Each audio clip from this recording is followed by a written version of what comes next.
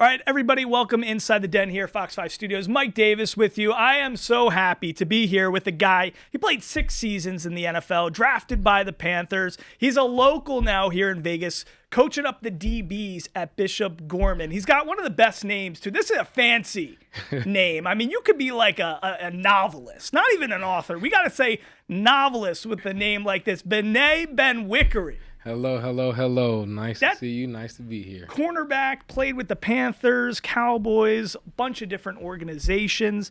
This name, when your name's Bené Benwikere, you just know you're gonna make some league, right? Is that how it is when you grow up? I mean, I guess so. It was always fun hearing my name announced. It was great to that little ring to it. He has a lot of great stuff in the community with his nonprofit. We're going to be learning about that, all the 7-on-7 coaching he's doing as well. But let's talk Super Bowl, because you were a part of the Panthers team that went 15-1. Cam Newton, QB, Ron Rivera. You guys lost in the Super Bowl to the Broncos. We did. I have to hear it all the time from my buddy Brandon Marshall. Linebacker coach at Gorman. We know he played in that game.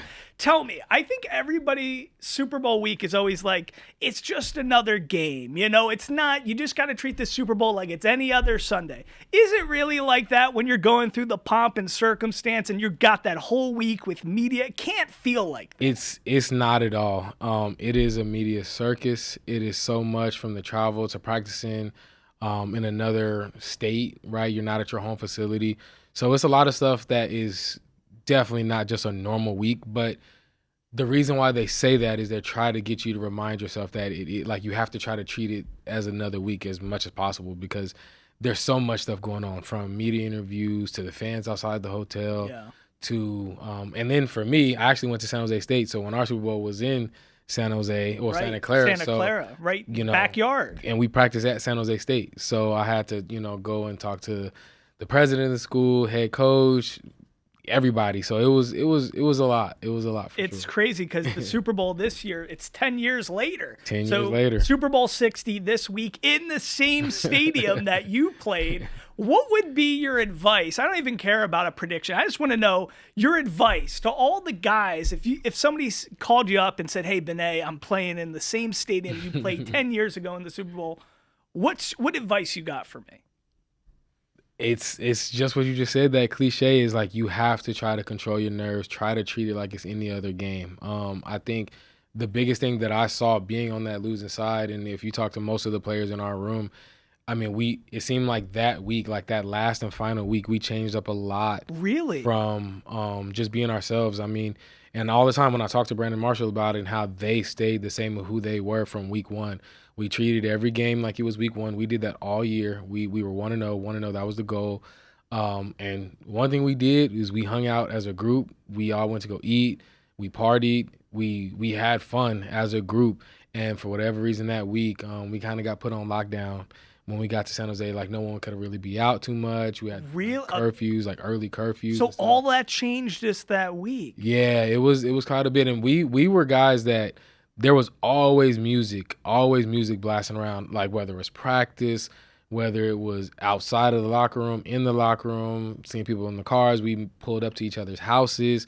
And for whatever reason, I remember, especially being the fact that I was injured, I came into the facility, came into the locker room on game day before the game, and there was no music bumping in the locker room. And I was like, well, what's going on? Like, where's the music? I was expecting to come in here dancing a little bit.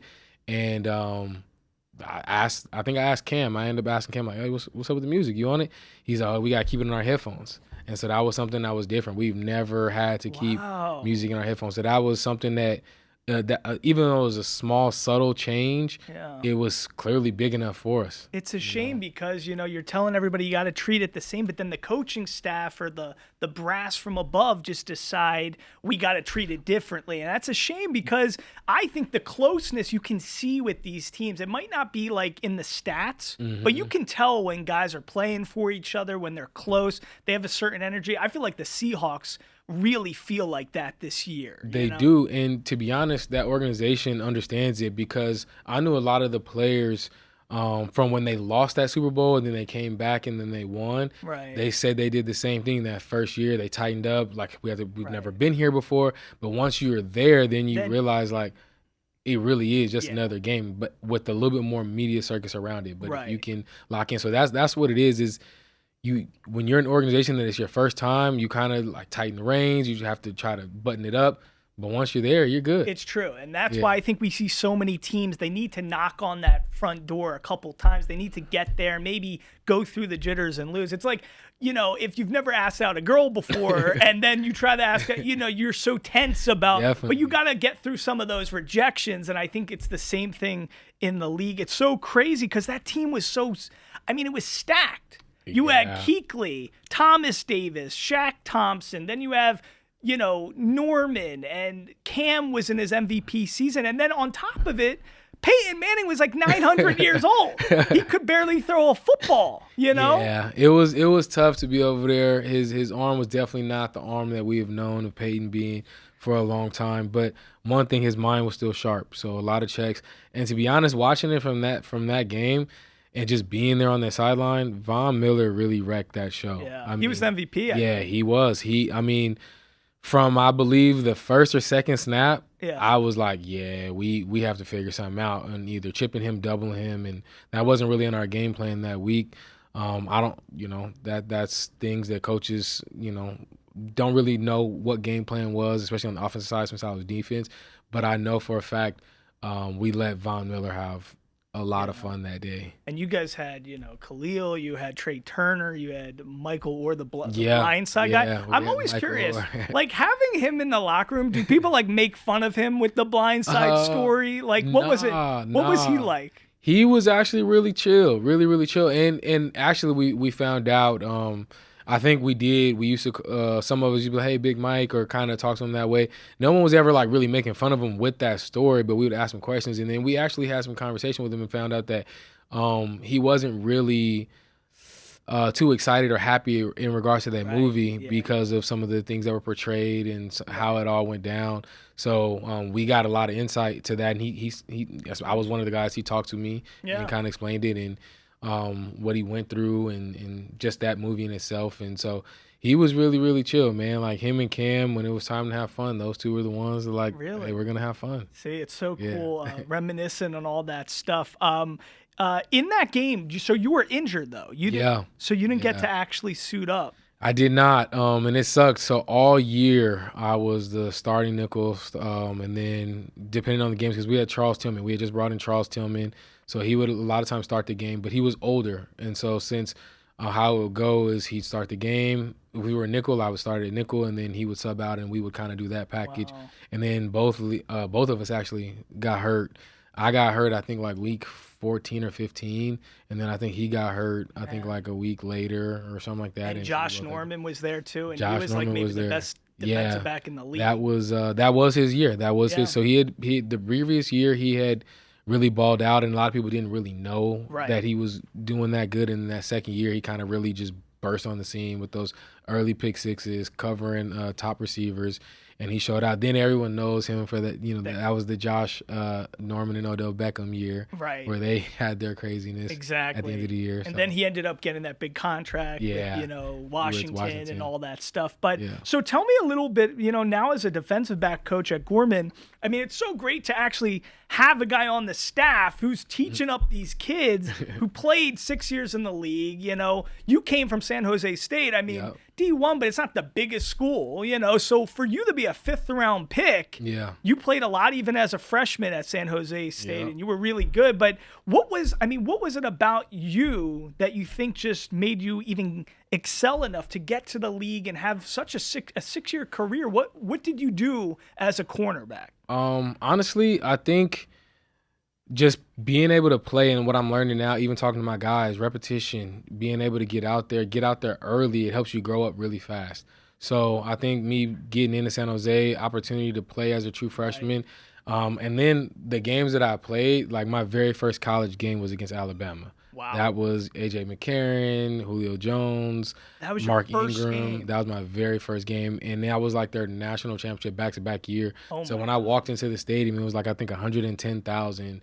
And I was looking around like, whoa, like I've never been a part of anything like this. But it was a surreal moment.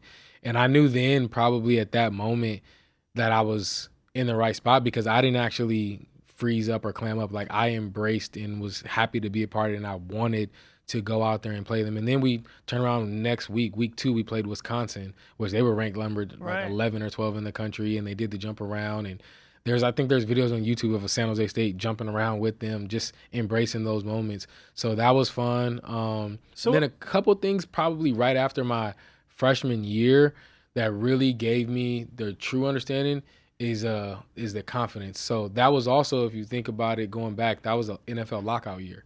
Oh. So my freshman year in college, right in that offseason, we had a lot of NFL guys that would either be working out at San Jose State or where I'm from in LA, that we had these parks where a lot of NFL guys would go, and we got to train. And I had came across a guy that used to play in the NFL, and he was done. He was training some DBs, and we went to go work out with him. But I came across like Antonio Cromartie. I remember Matt Leinart, Alex Smith, Ted Ginn. It was a lot of guys that I got to take reps with and just cover them. And then that was where I started being able to figure out like, I can learn these guys. I may not be as fast as some of them, but I can see like, oh, he's not running full speed. The tendency, you can start picking up. Yeah.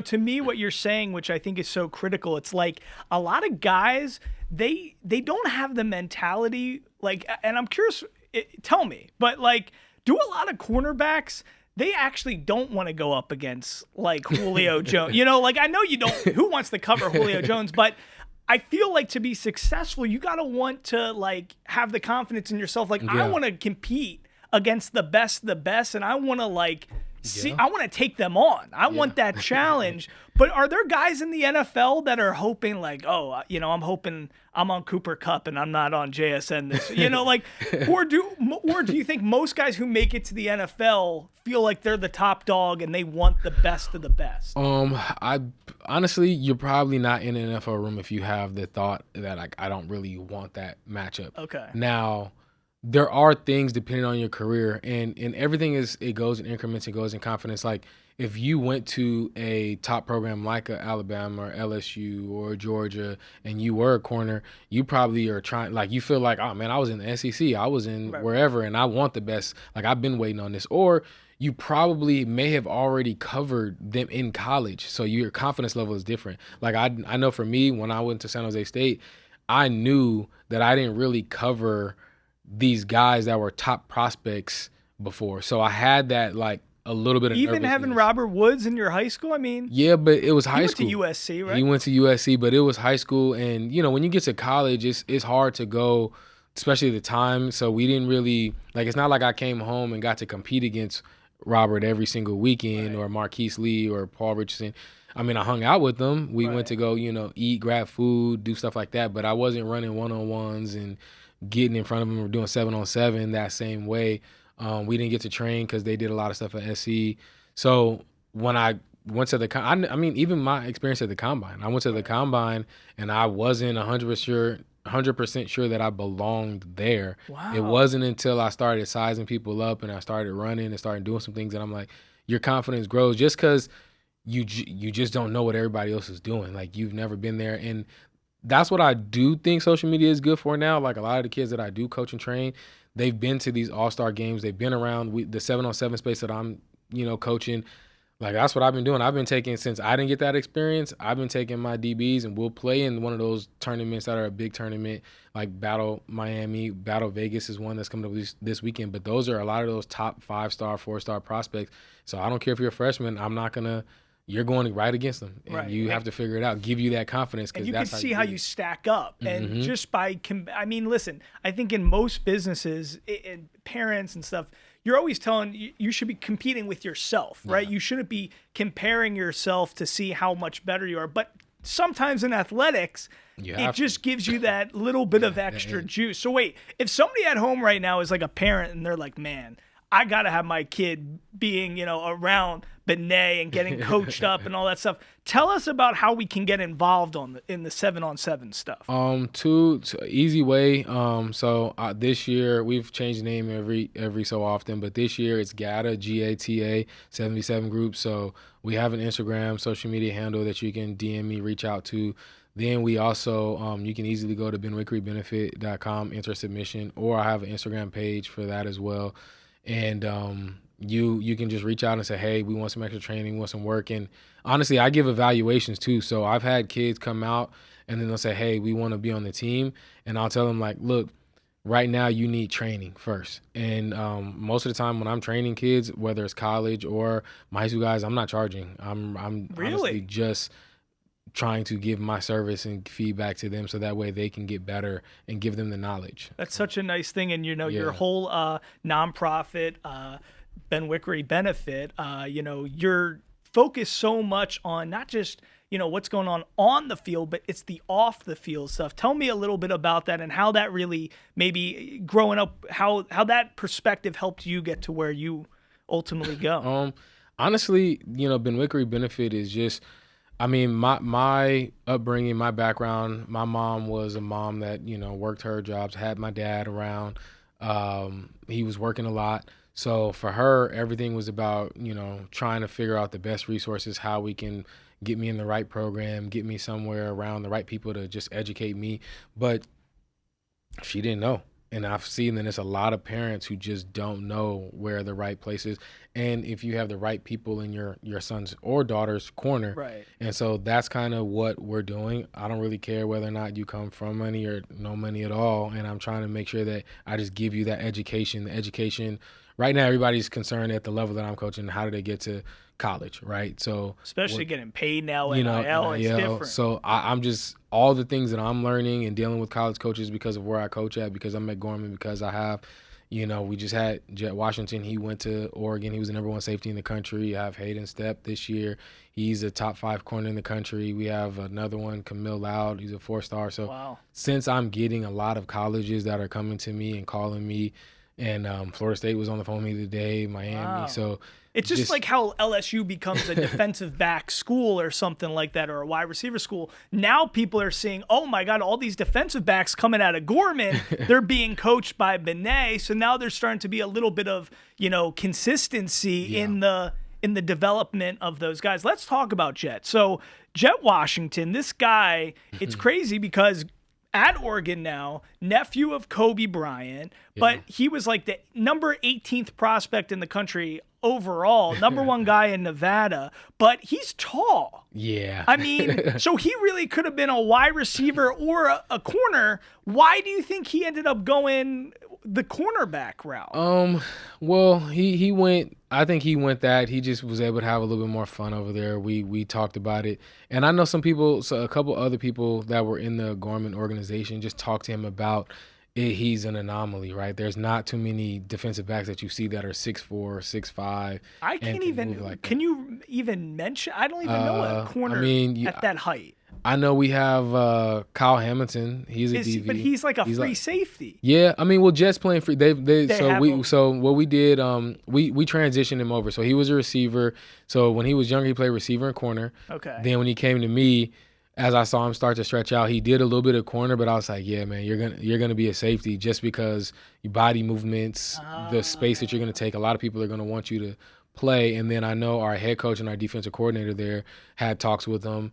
And it's one defining moment. I think he was supposed to play receiver for a game, but he was going to start at defense for us. And so I was like, well, you know, I want you to make sure you know the offense, so go over there. So he didn't start for defense for us. He didn't really play. And then offense didn't end up using him as much as he expected. And he called me right after the game. He was like, Coach, I'm a DB. Like, I'm not going back over there. That was like the defining moment for him to decide that he wanted to be a DB. And then from there, I didn't really have to get on him because everybody knows, and all my DBs laugh, and they make me laugh at least because I'm not a big yeller, screamer, but they're like, dang, it hurts and it stings when you actually do finally yell at us. And with Jet, because of some of his goals, when he first told me he wanted to be a defensive back, I have a list in my phone, and I ask all of the guys in the group, like, what is it that you want? And Jet's goal was to be the #1 safety in the country. And that was the first thing he said, even right after his freshman year. That was like his sophomore year. Wow. And so my attitude, how I handled him changed, and he was confused as to why I started getting on him a little bit more, yelling at him a little bit more, challenged him. And what he felt like was good wasn't good enough for me. And he talks to me all the time. We talk about once a week right now. That's and awesome. That's good for him because now has the confidence. I know. I just talked to the Oregon coaches, the safety coach, and the corners coach, and they're like, man, he knows football. So I mean, those guys, and when you talk to Kyle Hamilton, I mean, these guys are so cerebral out on the field. It's like having, almost like a coach, the way like Thomas Davis or Luke Kuechly used to be for linebackers. Some of those teams now, the safety, it's like Budda Baker's like that. Yeah. Kyle Hamilton, though, it's like when he's off the field, the whole defense changes. And we've seen Mike McDonald. This year, he kind of put that guy, Nick, Iwam or whatever, the second-round pick. I can't say it, but he's the guy who's now the Kyle Hamilton kind of on that team. So does he have that? Jet has that cerebral. Yeah, Jet has it. Does he have the Kobe attributes being in the Bryant blood? Does he have that Mamba mentality? He definitely does. So I got the chance, and the whole time of coaching Jet, I think it might have been going into a senior year that I told him I actually met his uncle. I never told him that I met his uncle back in 2015, maybe 2016 when I met him. I was injured. It was right after Super Bowl. It was on his last ride tour, and then they came to play the Hornets. Oh, wow. And so I sat on the – so I had the little roller. Remember, he had one when he had his Achilles. So he walked into the room and he saw it and he was like, "Whose is that?" And he looked around and then him and I had a good 20-minute conversation. 20 minutes? Yeah, it was pretty dope. It was pretty dope. I don't even think. Can you tell me what happened? Honestly, it was just him kind of just talking to me about the mentality of coming back from injury and how it's tough and setback days and just being able to keep pushing forward, right? Like no one's gonna believe in you but you, and how you have to go to dark place and find your own battles and challenges to come back from anything that's a setback injury. And that's so cool. I mean, cool. That's why it's so great having you around young kids and coaching and 7-on-7 and Gorman and your nonprofit, because you get to be around like elite level thing. It's like if you got to be around Jeff Bezos and these elite CEOs for athletics, these guys, there's certain people that are just another level. Was Kobe, could you tell in 20 minutes, like, oh, I've been around Cam Newton, he has to have a good mentality, but Kobe is just at another, like this guy's a freak of nature in terms of, intensity? I was able to tell that in the first 2 minutes. Really? The first 2 minutes of just him. It was cool because he walked in, he saw the little scooter that I had, he locked in, and it was, mind you, it was like a lot of my other teammates was around, other fans, because he's making sure to sign all these autographs and give pictures and do everything on his last ride. And so I remember he saw it, he looked, he was like, yeah, I have to talk to you. And then he was like, you just wait around. And so he said hi to everybody else, talked to him, got their combos out, and then that's when he sat right next to me, and then we just started talking, and it was just right away, it was about, am I challenging myself and pushing myself to come back from the injury? Like where's my mindset? Just like his eye, was he so zoned in? He was looking directly at me. Like he's not looking past you. He wants to make sure you understand and feel, where he's coming from. And it's cool just being able to be around his nephew, his sister, and just meeting the rest of the family. And you kind of see they all have that. He had it definitely to a different extent than what I've been able to see them, but maybe it's because I got to see him while he was playing and now they're not playing. But even Jet's mom, just talking to her, she don't really play. Like she has a goofy side to her, but it's serious business first, and then maybe you can get that side of me. Man, rest in peace, Kobe. It's so sad he's not here with us. So Jet really is going to be like Caleb Downs, the guy who's coming out of Ohio State, might be the best. I know the Miami defensive ends are incredible, Ruben Bain, but Caleb Downs might be the guy who's the number one defensive pick, in the draft. So, I mean, does Jet have that same sort of potential to be that kind of guy? He definitely has that potential. Just needs to, just like I told him, I said, I gave you a lot. You're in high school, but there's more you have to go get. Each level you have to go get more. And what I love about him, he's constantly wanting to learn. He's stronger than you think. People look at him and be like, oh, yeah, like he's got a good body, but he's slim. But he's not a little skinny kid that can't lift. Like he lifted with a lot of our linemen when it came down to whether it was bench press, squat. A lot of these safeties are built differently because when I grew up as a Philly guy, Kobe, also a big Eagles fan, my favorite Eagle was Brian Dawkins. And these guys, shorter, they were built stockier, different. Now Kyle Hamilton, he's lanky. A lot of these guys have a different kind of build. It's just going in a different way. Because spacing, right? Yeah, I was about to say they love to use space. Like, I know for Jet, one of my biggest goals for him and even, our D coordinator and our head coach, we start talking about it. I was like, look, dude, like, we can't just put Jet in the middle of the field and tell him to pedal, 20 yards down the field. Like, he needs to impact the game. Like, what is it that he can keep somebody from throwing the ball deep? Like, he needs to start throwing windows, taking away windows, because that's how you can turn a game for him that could be maybe he got 2 tackles playing free safety and maybe 1 interception to now you put him and drop him in the box, put him in windows where he got 2 BBUs, maybe 1 interception and 7-8 tackles. And that's what he kind of started doing his senior year. He was coming away with double G tackles, sacks, things like that. See, that's great. And that's all coming from coaching, which is so key. And it's like having a chess piece that completely changes the game plan for the offensive side of the football for the opposite team, because they got to deal with this guy who's being moving, all around the field. Speaking of coaching, so you're doing great work at Gorman. The Raiders just got a brand new head coach in Clint Kubiak. This is a guy, he comes from Gary Kubiak was his father, Super Bowl winning coach, was the backup for Elway, of course. And then, of course, he is from the Shanahan tree. Yeah. You know how much, coaching has an impact.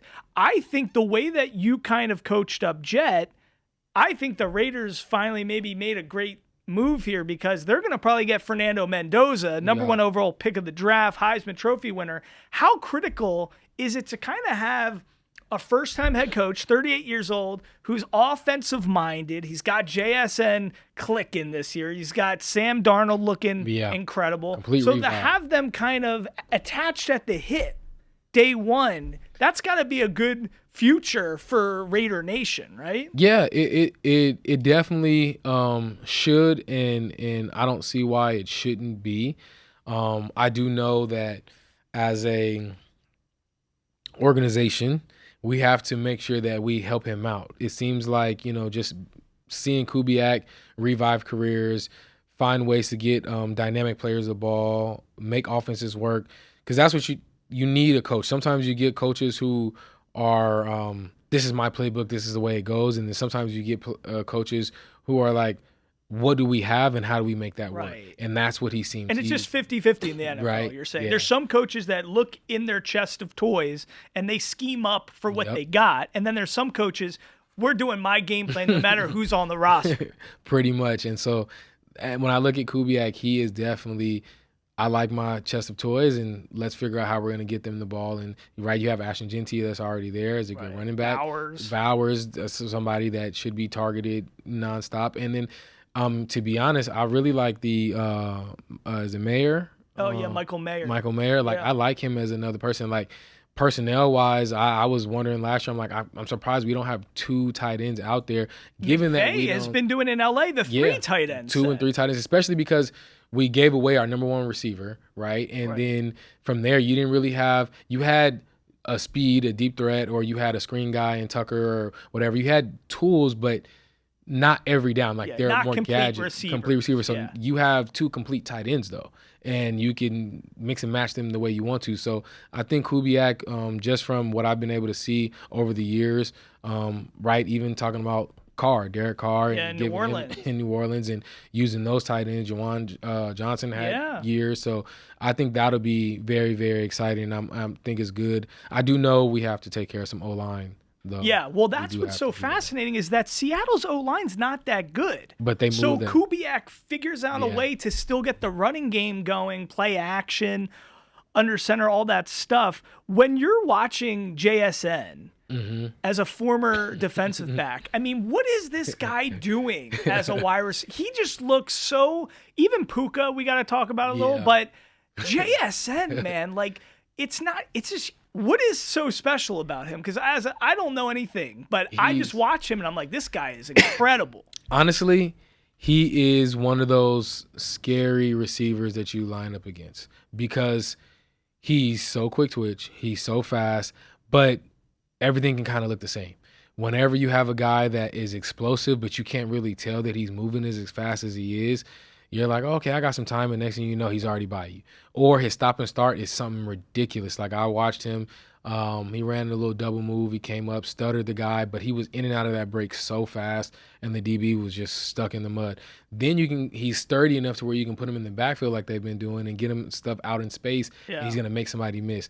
But that's the same thing with a lot of those receivers. When they are good at their craft, and then Devontae Adams has been a good receiver for a long time, and Keenan Allen. But when it comes to the line of scrimmage, everyone knows they're going to be dancing. So you already put that into a DB's mind because now it's, okay, how do I get my hands on? What do I do? You already are making them think harder than they want to think. So you're saying, like, as you were preparing in the NFL, like a boxing match, you would just know when I'm lined up against X, Y, and Z, whatever receiver it is, I already kind of know their tendencies. That's what you're working on during the week. Who was in all your years playing in the league, who was the guy that was just, oh my God, I can't, this dude, like, was it like it must have been like a Calvin Johnson? Who was? No, so I caught Calvin at the back end of his career. I talk about this all the time. People are always, the person that he didn't really have a tendency was Antonio Brown.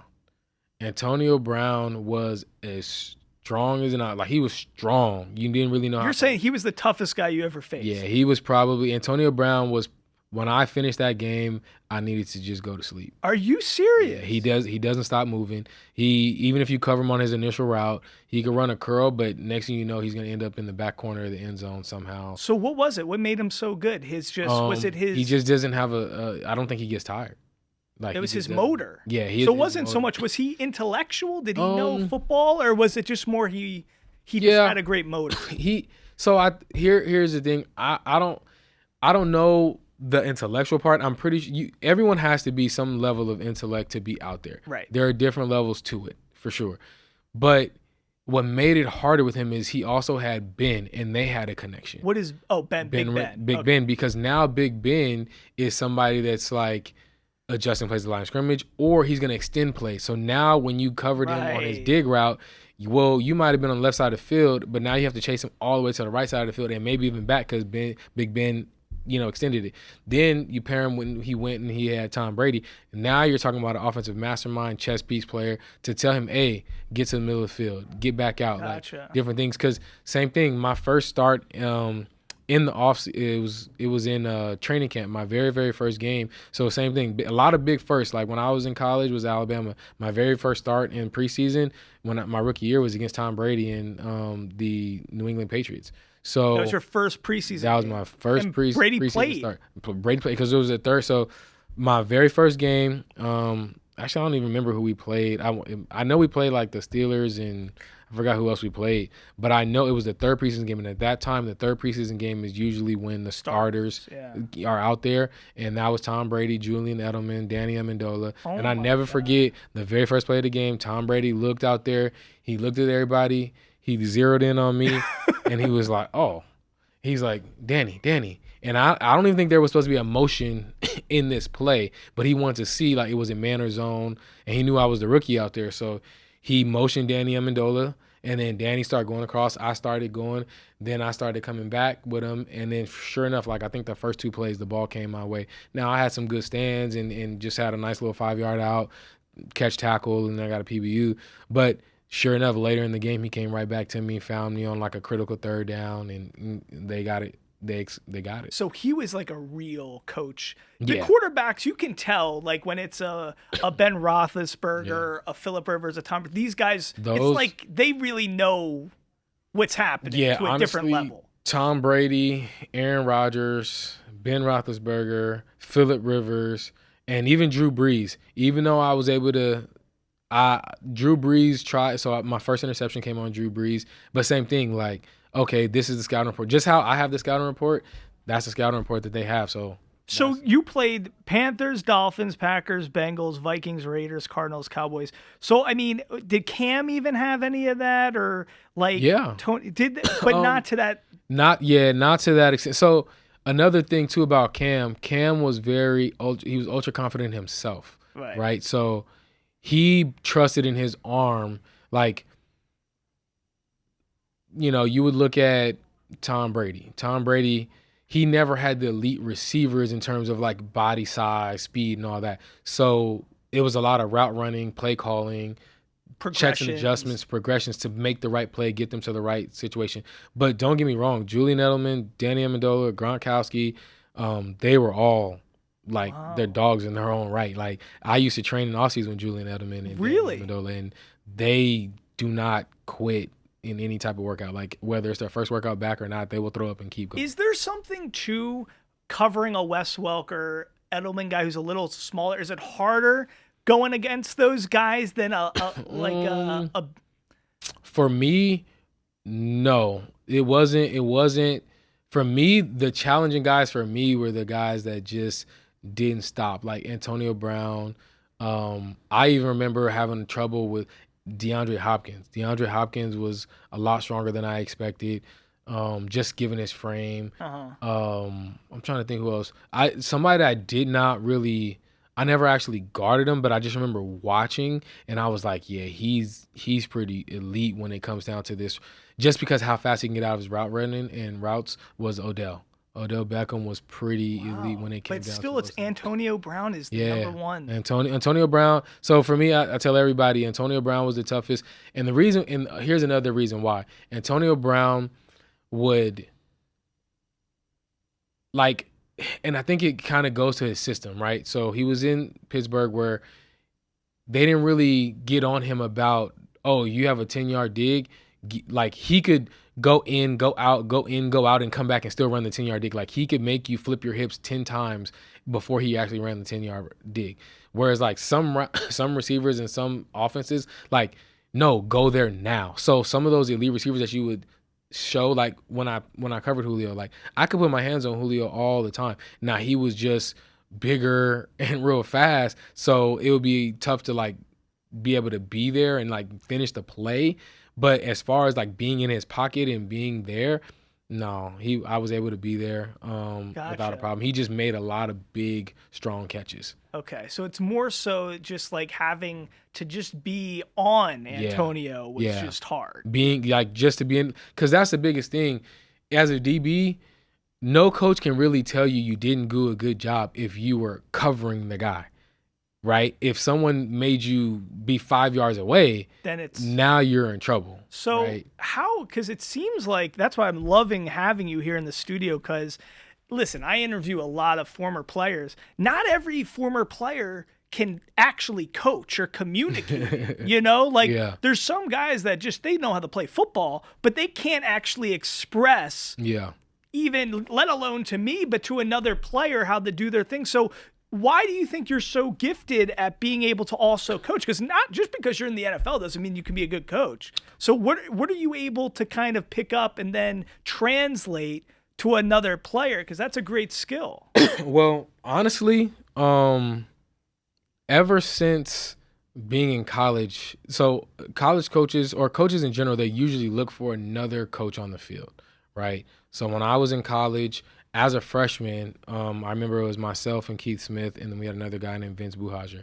Like, they used to tell us, hey, we need to know what's going on out there. We need you to explain to us.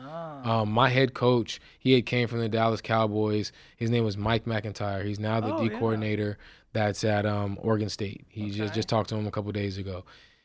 I used to, they talk about this when you go to school, right? You're a student athlete, but like, I had study hall, and I used to have to be in those meetings with him and like learning what the offense and defense is doing and what he needs. So he would tell me and give me keys on like what he needed to hear when I came off to the sideline. So I think he relied upon you to feedback what you're seeing from your perspective, your vantage point on the field, so you can relay that to him. So that will help him with calls and adjustments. So why did he take to you? Like, is it just because you wanted that opportunity, or he saw that potential in you, or because that's such a great thing? Yeah, because that could have given you the extra edge to get to the NFL and be that guy, because you had the... For sure. I'm 100% no doubt know that that's what gave me the extra edge. And I'm not sure if that's something that he saw potential-wise. I actually never really asked him if that was just a potential thing. I do know that we had a guy who His name was Dookie Inacho. He was on the Broncos team that lost the Super Bowl the year before they came to beat us. But he played with all those guys, T.J. Ward and Brandon and just their whole group. But he was the star at San Jose State my freshman year. He ended up getting hurt. He had like a foot fracture. And I just remember Coach Mack trying to cram, because I came in and I was supposed to be playing corner. And I was the next body that was like kind of a bigger body to be able to go move to safety. And so he was trying to cram so much of the defense in my mind, because I think when Duke fractured his foot, it was like a week before the game. So every day after I would go to study hall, I had to go to get up to speed with that. And I was catching on so fast that he was like, well, okay, well, now I'm going to tell you this is what the offense means. This is what their set is. And so once I think I was catching on really fast, he was like, okay, well, you know what I'm looking for. And it got to the point sometimes that we used to have our DB coach. It's kind of like you said, not everybody can always go coach it, or maybe they're nervous. And I think my DB coach that year, it was his first year having a room to himself. And then he was having a little bit of trouble regurgitating what was necessary. And so sometimes we'd be in meetings and he would be explaining something to us, and I'm like, nah, Coach Mack told me this. And so you knew more than the coach. And that's kind of what it was. But I don't even really think that I knew more. I think he would it's so much information. Like sometimes when I have meetings, like right now I'm coaching, I might have a 10-minute meeting, but they want me to tell them about 20 different things, but I have to tell the corners, the safeties, the nickels. I need to tell 3 different positions things in a 10-minute window and show them film on it. And so I think I've always just had a good mind, and I think that's what Coach Mack was able to realize and see. And so I did that. And honestly, the person that vouched for me to make my starts at nickel was Luke Kuechly, because I went to go watch film with him, and I was able to regurgitate and catch up to film speed with him. And Thomas Davis, they trusted me. Like, they went to the D coordinator and was like, we want him to start at nickel. That was the conversation that was had. And it came after just being able to make the right checks and calls early on. So there's no way, like, because listen, Jet he could have went anywhere he wanted to go, right? Alabama, he had over 30 D1 offers, right? There's no way that like a bigger, more pristine, prestigious D1 school could have seen the potential that you had in yourself before San Jose State? Like, how can we calculate or quantify? Because not everybody has that processing potential, the interest to want to develop and learn. So, like, that's what I think is so fascinating. Like, how are we not scouting to the degree where you were at, in the SEC instead of the Mountain West, something like that? So a couple of things. Things are different now. So back then, a couple of things that probably inhibited that, or like prohibited that, I guess you could say, was I did football and basketball and track. So a lot of times when you're coming to off season, I'm not even really there. I was on the basketball court, or I was running track. And one of the things that I didn't do was I didn't take track serious enough. I didn't know that it was important, and the coaches were really looking at track times like that. So a lot of schools, like, I did talk to Oregon, I did talk to USC, I did talk to UCLA, but I they did didn't talk think to you were SU, that fast, but you weren't trying. And I wasn't really trying in the track space. But then secondly was on our staff, like on our team, really at Sarah High School where I went to, we had a Paul Richardson, we had Robert Woods, we had Marquise Lee, we had George Farmer. These were all guys were top 5 in their positions at receiver in their respective classes. The corner across from me was Devin Spann. He ran track. Wow. So we had, I think, within a 3-year gap, I think like 12 to 15 guys that went to D1 colleges. And so I just didn't really do anything to make myself stand out to those colleges. Gotcha. And so that's why, being a coach now, being where I was, and I know I didn't do everything I should have done to make myself stand out and show that I had this skill set. And one of the things about me was I love to compete, and I always love competing. But a lot of times when those coaches come, and the time that they can come, it wasn't those true one-on-one periods you're trying to install. Right. So they didn't get to see me like go back and forth with Woody, or like same thing when it be track. If you ask me on a normal track day, hey, we got 400 today, I'm like, maybe I should go to the bathroom. But if Woody or somebody said they want to race me, now I'll race you, but that's not the proper way to go. So that's why I'm trying to make sure that with my kids now, I'm pushing them like, hey, every day is your teach tape. You never day, know who's watching, and everything is going to be taken into consideration. Man, we learned so much. I got to just recap for our audience everything we learned today. We learned Antonio Brown's the toughest guy, the guard. I know my producer James is very happy that you said that. He's a Yinzer, big Steelers fan.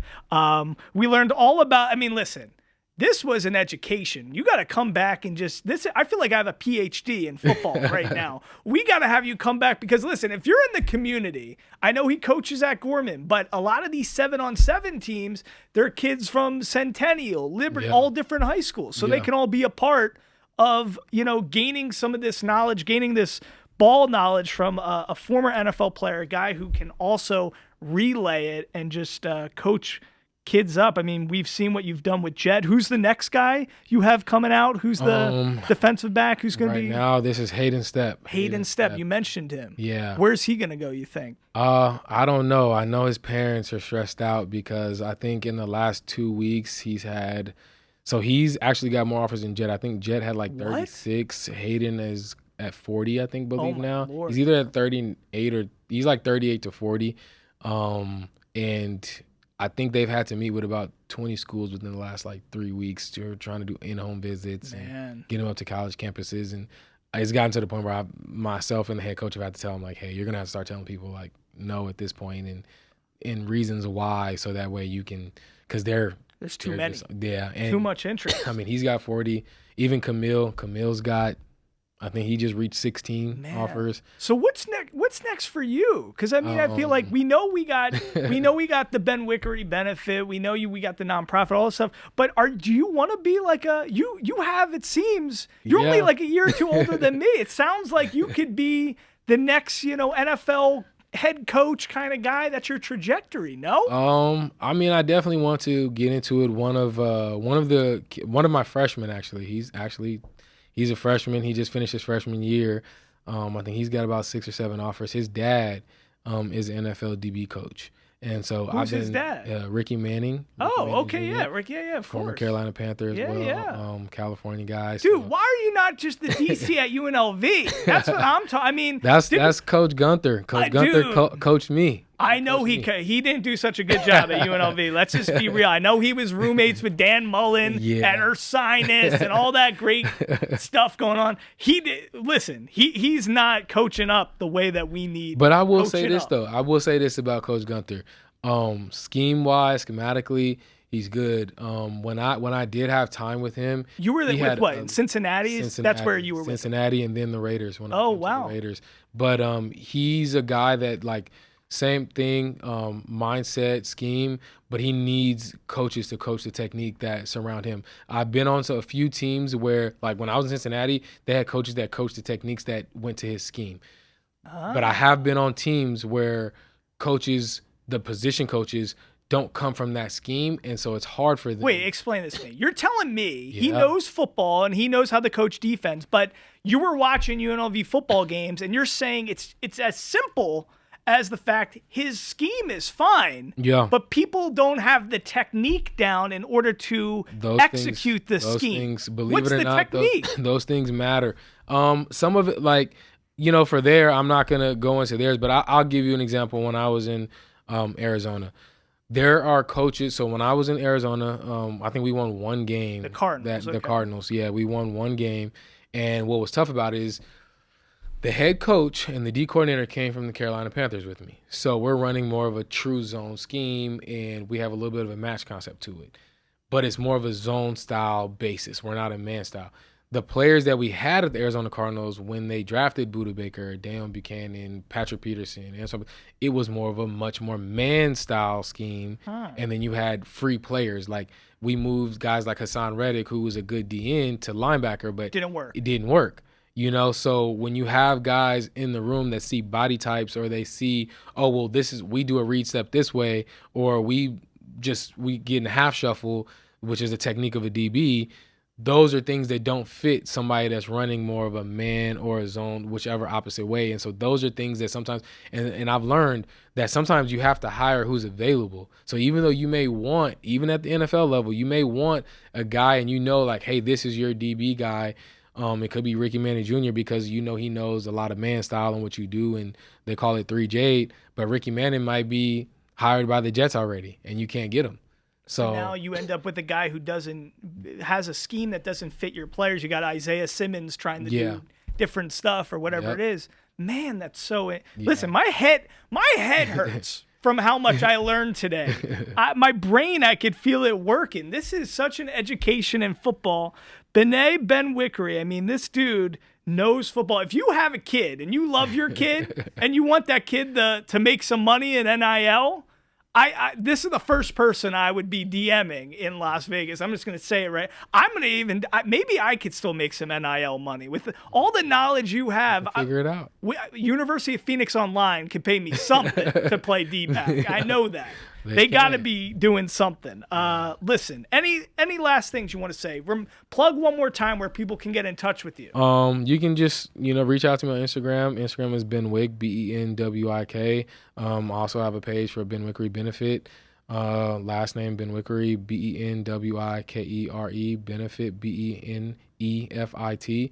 And then the 707 team is GATA, GATA 7v7. So those are the 3 handles that you can reach out. You can go to the website and just connect, reach out. Man, it's so cool. Checking out you in those, those light blue Carolina Panther uni. Like when everybody had the Julius Peppers jersey? Yeah. When you put that on for the first time, you must have been like, damn, this is sweet. It was definitely sweet. I enjoyed that. I enjoyed coming out the tunnel. I miss a lot of that stuff. So man, I wish I could have been a fly on the wall when you and Kobe had a 20-minute conversation. Yeah, man. That was fun right there. Did you ever meet MJ since you were in Charlotte and he owned the team back then? We did get to see him. I never got to meet and talk to him. But I did meet him when I was younger, when he used to do his Michael Jordan basketball camp in Santa Barbara. So that's where I got to meet him at. See. But when I was gonna tell him like, hey, I used to go if I ever got close enough to him, because we used to sit on the floor, but he used to sit like where he used to sit, I couldn't get to him. Oh. So I was gonna tell him like, hey, I used to go to your MJ Santa Barbara camp,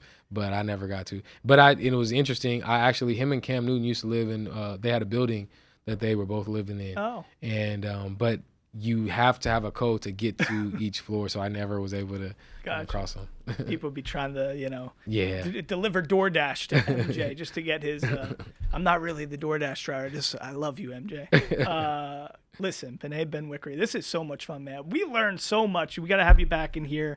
Thank you for everything you're doing in the community. Listen, all these kids, it's not just about what's going on the field. It's off the field. You got to make sure you go check out everything that Bené is doing. And I'm telling you, parents, there's one guy to call up right now if you're trying to get your kid that NIL deal. It's Bené Benwikere. Thank you so much for spending some time with us. We appreciate it. Thank you for having me. I'm glad I'm on. All right, guys. We'll see you next time here in the Den.